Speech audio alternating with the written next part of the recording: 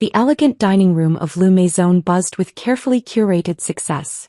Crystal glasses clinked, designer labels gleamed, and my family's particular brand of passive-aggressive pride filled the air. My father's 60th birthday celebration was exactly what you'd expect from the Petersons, perfectly orchestrated wealth with a side of subtle superiority. I adjusted my simple black turtleneck, bought from a boutique that would have horrified my mother if she knew the price, and took my usual seat at the far end of the table. The family disappointment's designated spot. Emma, darling. My mother's voice carried that familiar note of concern that felt more like criticism. You could have dressed up a bit. It's your father's birthday. I glanced down at my outfit, fighting back a smile. The turtleneck probably cost more than her entire ensemble, but they'd never know that. Just like they'd never bothered to ask what I really did with my computer hobby for the past 5 years. My brother James arrived last as usual, his Armani suit practically radiating self-importance. As the CEO of Peterson International Banking, he was everything I supposedly wasn't: successful, ambitious, properly focused on the family legacy. Still playing with your little coding projects? He smirked, settling into his power position near Dad. What is it now, websites for local businesses? I took a slow sip of water, letting his words roll off me like they had for years. If he only knew about the meeting I'd had this morning with the Federal Reserve, or the papers sitting in my office waiting for tomorrow's signatures. Let's celebrate, Dad announced, raising his glass. To family, to success, and to the future of Peterson International Banking. Everyone raised their glasses. I noticed James's hand trembled slightly. Interesting. Speaking of the future, my mother added, carefully adjusting her Cartier bracelet. Emma dear, we've been thinking about your situation. There was my situation. That's what they'd been calling my decision to leave proper banking and start my own technology company. 5 years of subtle jabs, worried phone calls, and not-so-subtle hints about real careers with actual futures. The family name means something, James chimed in, cutting into his Wagyu steak.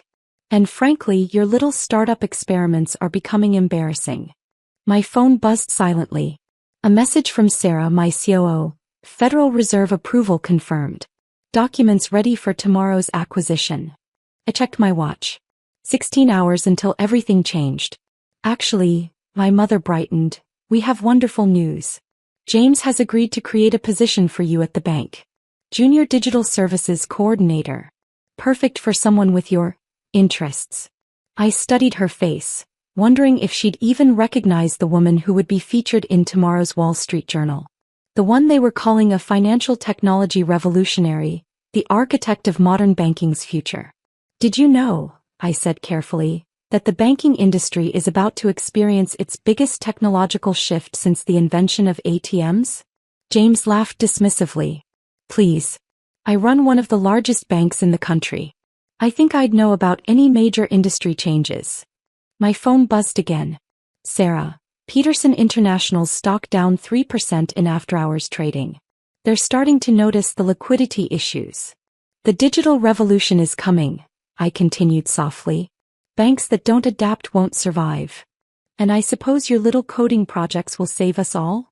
James sneered, but I caught the flash of worry in his eyes. Emma, Dad leaned forward, we're trying to help. This position James is offering, it's a chance to be part of something real. I thought about the documents waiting in my office. About how real their help would seem tomorrow. Something real, I repeated quietly. Like Peterson International's current liquidity ratio? James's fork clattered against his plate. What did you say? Nothing, I smiled, standing smoothly. I should head out. Early meeting tomorrow. Sit down, Mom commanded. We haven't finished discussing your future. Actually, I gathered my things. I think tomorrow will explain my future better than I ever could. What's that supposed to mean? James demanded, his voice carrying an edge of panic. But I was already walking away, leaving them to their expensive wines and comfortable assumptions. In 16 hours, they'd learn exactly what I'd built while they were busy dismissing me. The next morning dawned crisp and clear. I sat in my real office, not the small shared workspace they assumed I used, but the entire top floor of the gleaming Atlas Tower downtown. Sarah brought in the morning's market reports. Peterson International's stock down another 5% in pre-market trading, she noted. They're definitely feeling the squeeze. I nodded, reviewing the final acquisition documents. 5 years of careful planning, of letting them underestimate me, had led to this moment. Ms. Peterson, my assistant's voice came through the intercom. The Federal Reserve representatives are here for the signing. I stood, smoothing my black turtleneck. Show them in. And Sarah? Make sure the Peterson International board members have arrived downstairs. They're all here, she smiled. Including your brother. He looks nervous. He should be, I murmured, watching the city wake up through my wall of windows. He's about to learn why you should never underestimate the quiet one in the family. The Federal Reserve officials filed in, followed by my legal team. The documents were laid out, each page representing another piece of the trap I'd carefully laid while playing the role of family disappointment. My phone buzzed, a message from James. Emergency board meeting at Peterson International. Major liquidity crisis. Where did all our digital assets go? I smiled, slipping the phone into my pocket. He'd find out soon enough exactly where they went. And exactly who now controlled his precious bank's future. Because sometimes the best revenge isn't in proving people wrong. It's in letting them discover just how right you've been all along. And I was about to be very, very right.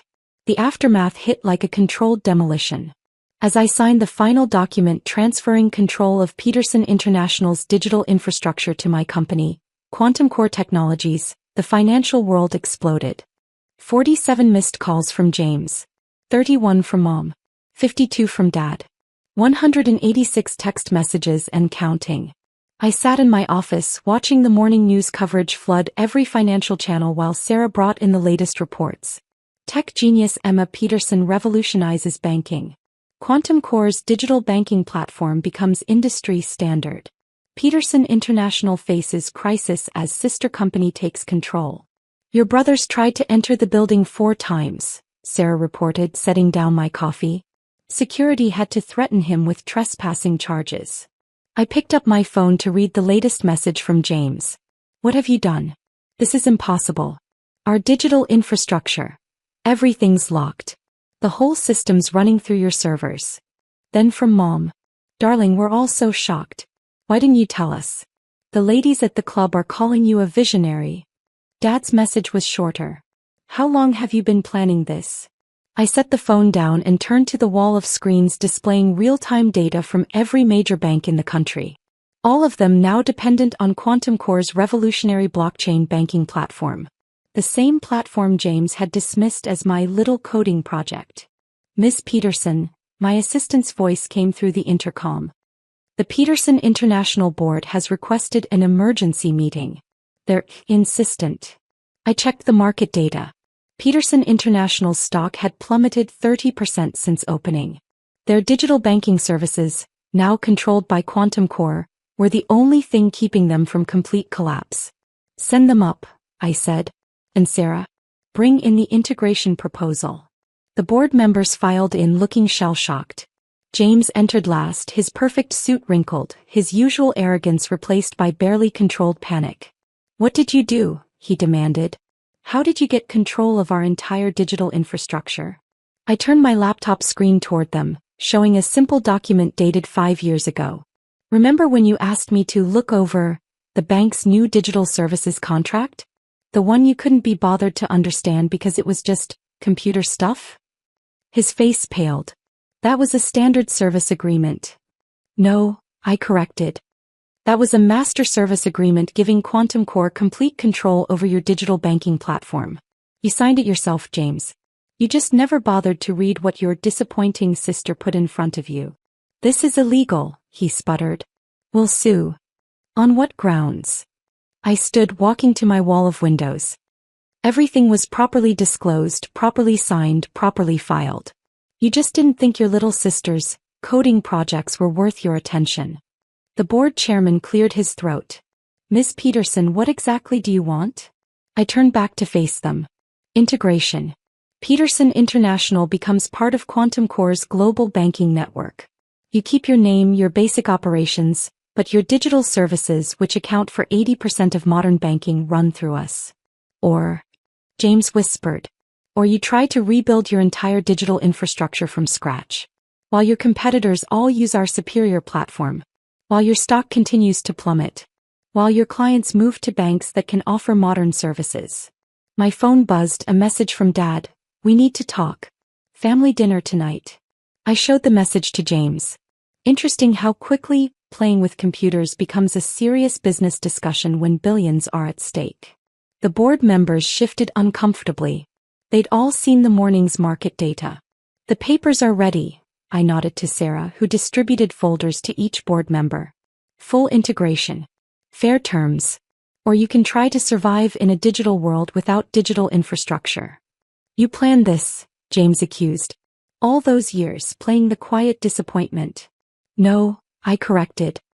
I built something revolutionary. You just never bothered to notice because it didn't fit your idea of success. As the board members reviewed the documents, my mother's latest text flashed on my phone. Darling, the Peterson Women's Charity Board would love to have you speak at next month's gala. Theme: Women in Technology. Perfect timing. I smiled wryly.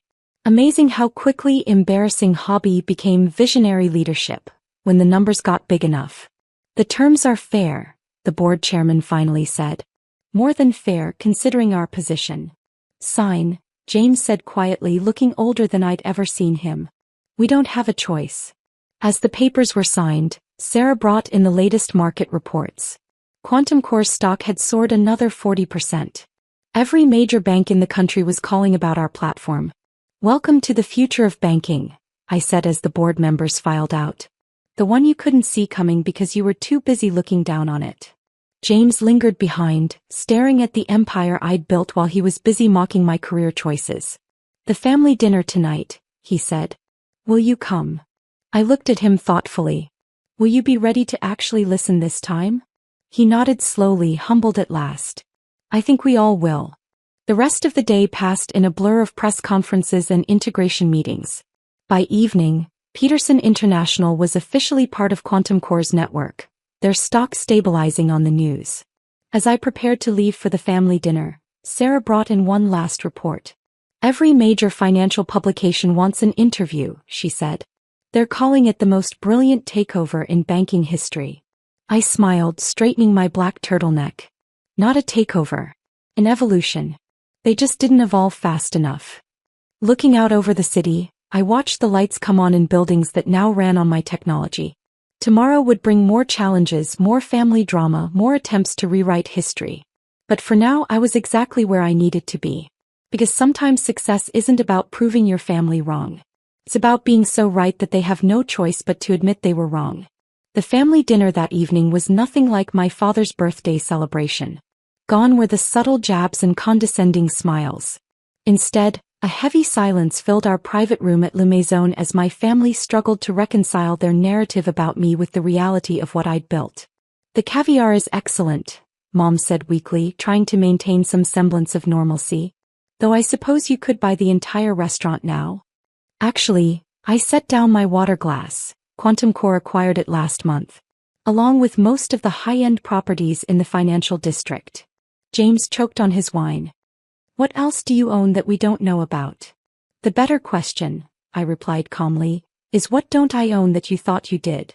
Dad cleared his throat, looking older than he had at his birthday party just yesterday. The digital banking platform, how long have you been developing it? Remember when I was 16? When I presented that blockchain banking concept at the family meeting. I watched their faces as recognition dawned. The one you all laughed at and told me to focus on real banking instead? That little project? James whispered. That became a revolutionary financial technology that now controls 60% of global digital banking transactions? I finished for him. Yes. That little project. My phone buzzed, a message from Sarah. Asian markets just opened. Quantum Core up another 25%. Peterson International stabilizing under our umbrella. Mom reached for her champagne with trembling hands. But darling, why didn't you tell us? We could have helped. Like you helped when I wanted to study computer science instead of finance? I asked quietly. Or when I turned down James's offer to be a junior clerk. Or yesterday, when you were all so concerned about my situation? The silence that followed was deafening. We were wrong, Dad said finally, his voice carrying the weight of years of dismissal. We were so focused on traditional banking that we couldn't see the future when it was right in front of us. No, I corrected gently. You couldn't see me. Because I didn't fit your definition of success. James stared into his wine glass. The integration team found something today. In the digital archives. Every major innovation Peterson International claimed in the past 5 years came from the service agreement you signed with my little startup. I nodded. Every digital advancement that kept the bank relevant? That was me, quietly modernizing our family legacy while you took the credit. And now? Mom asked hesitantly. What happens to the Peterson name? I pulled out my tablet, bringing up Quantum Core's latest market valuation. The Peterson name stays. But it becomes part of something bigger. Something that looks forward instead of back. And James. Dad glanced at my brother who seemed to shrink in his expensive suit. Remains CEO of Peterson International's traditional banking division, I said. But he'll need to earn his position this time. No more coasting on birthright. James nodded slowly. I suppose I should learn what blockchain actually means. You should learn a lot of things, I agreed. Starting with how to recognize innovation even when it comes in unexpected packages. My phone buzzed again. The Wall Street Journal wanted an interview for their Innovators Who Changed Finance series. The working title, The Quiet Revolutionary, How Emma Peterson Transformed Banking While Her Family Wasn't Looking. There's something else you should know, I said, setting down my phone. Quantum Core isn't just about banking. Tomorrow we announce our expansion into artificial intelligence and quantum computing. More computer stuff? Mom asked weakly. No, I smiled. The future. The question is, are you ready to be part of it this time? The next few months transformed everything. Peterson International thrived under Quantum Core's umbrella, with James actually learning the technology he'd once dismissed. Mom stopped arranging suitable marriages and started arranging tech innovation panels. Dad, finally retiring for real, admitted that his greatest legacy wasn't the bank he'd built, but the daughter he'd underestimated.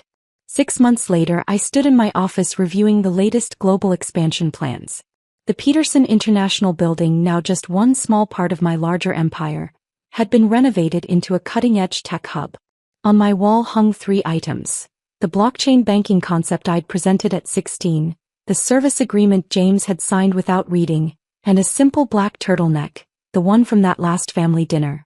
My phone buzzed, a message about tomorrow's World Economic Forum keynote speech. The topic? The power of being underestimated, how innovation thrives in the shadows of doubt. I smiled, remembering all those family meetings where they'd ignored my ideas, dismissed my vision, relegated me to the far end of the table. They never noticed that the quiet one they called a disappointment was actually building the future. Their mistake. My triumph. Because sometimes success isn't about proving your family wrong. It's about being so undeniably right that they have no choice but to see you clearly at last. And as I looked out over my city, watching the lights come on in buildings that now ran on my technology, I knew this was just the beginning. The quiet revolution I'd started in banking was spreading to every industry, every sector, every corner of the global economy. They'd called me a disappointment at my father's birthday. Now they called me a visionary. But I was still the same person, still focused, still innovative, still quietly building the future while others talked about the past. Because that's the thing about real success. It doesn't need anyone's permission to change the world. It just needs someone brave enough to be underestimated until the perfect moment to prove everyone wrong.